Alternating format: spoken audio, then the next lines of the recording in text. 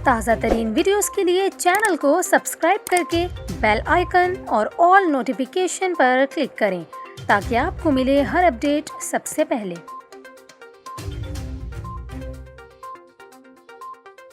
और यहाँ पर आपको खबर दें, हब डैम से कराची को पानी फराहम करने वाली कैनाल में 5 फीट का शगाफ पड़ गया। ज़राए के मुताबिक बलूचिस्तान की हुदूद में शगाफ पड़ने की वजह से कराची को हब डैम से पानी की फराहमी बंद हो गई। अलबत्ता मुरम्मत के लिए वापडा की टीम पहुँच गई है। ज़राए वाटर बोर्ड के मुताबिक हब कैनाल की मुरम्मत और पानी की फराहमी बहाल होने में 24 से 48 घंटे लग सकते हैं। दूसरी जानिब सिंध के बैराजों पर पानी की कमी मज़ीद बढ़ती जा रही है।